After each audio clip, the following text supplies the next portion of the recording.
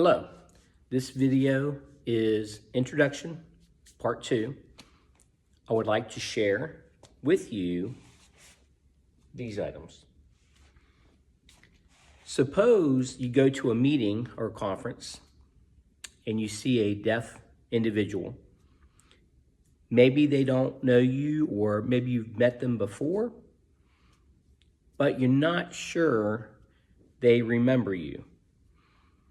I typically don't have a problem with remembering their face. Most of the time, it's their name I will forget. So, what do? Introduce yourself again. Say, hi, my name, Jamie, sign name, Jay. You remember me? Most of the time, they probably will.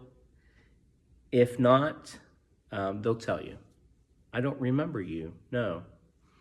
Maybe I remember you from a year ago, 2 years ago, 3 years ago, at a conference somewhere. They'll probably describe where they've met you before. So it's good to introduce yourself again. Secondly, it's good to introduce your family. Suppose you have children, you might want to list them. For example, I have 4 children. The oldest, the second, third, and the fourth. But I'll list it, I'll put my hand out like this and then start listing it from the oldest to the youngest. For example, I have, oldest is Abby, the second, Audrey, third is Alan, and the fourth is AJ. I might expand on their ages, what they do, but suppose I don't know them very well, I probably won't do that. Just say we have 4 children. Maybe these two adults, 2 children still in high school, middle school, something like that. That's it. Just keep it brief, because you're going to meet many deaf people at particular conferences or events. Okay, next. Before I go to the third one, always introduce your wife or your husband. I think it's very important. And most of the time, they'll probably be with you, so you could just introduce them and go, this is my wife, and you just go ahead and tell out their name, their sign name, and that's it. Okay. Education, vocational training.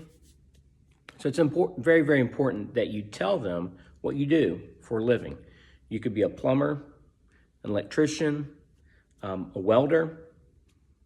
For example, I'm a teacher, so I might say, I teach at this school, or I went to college.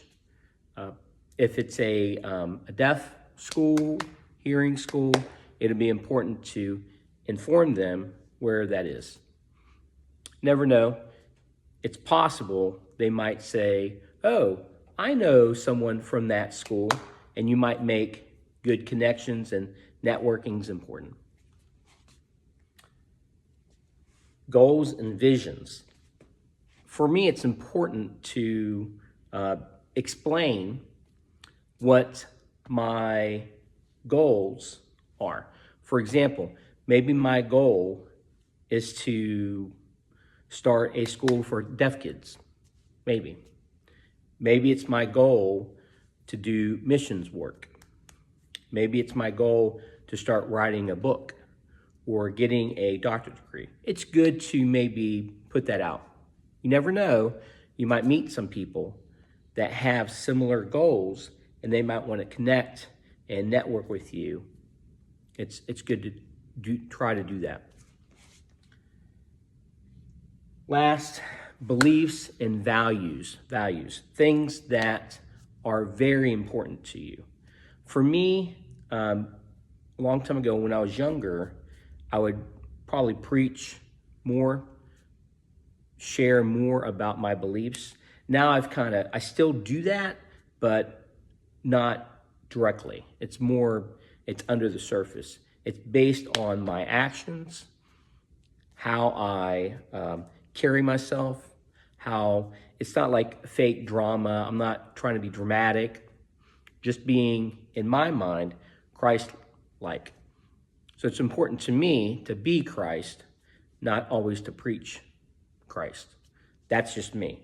Now, I've met many people who are not Christian, maybe a different religion, and that's fine.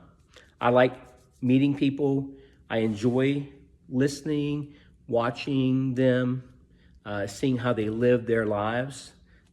And sometimes it's important to agree to disagree.